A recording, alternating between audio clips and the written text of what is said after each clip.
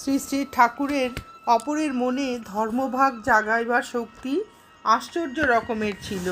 কাহারও যোগ বিভূতি থাকিলে উহা ওই ওই ব্যক্তি তাহার সমীপন্থ হইলে নিজের মধ্যে আসিত এবং উহার বিভূতি নষ্ট হইয়া যাইত। বস্তুত বিভূতি ভগবান লাভের একান্ত বিঘ্নকারক। ঠাকুরের পবিত্র ভাবের সঙ্গে যোগ বিভূতি সম্পন্ন ব্যক্তির বিভূতি লোপ পাওয়ায় উহার ধর্মজীবনের অন্তরায় দূর হইত। যারা সাধুসঙ্গ করেছেন তারা বুঝতে পারবেন, সংসারে আমরা যাকে মহা মহা বিপদ বলি, সাধু তারই ভিতর অবিচলিত থেকে মহা তত্ত্ব কথা সকল বলেন। এ আমাদের প্রত্যক্ষ। পরমহংসদেব ভয়ানক রোগে ভুগেছেন।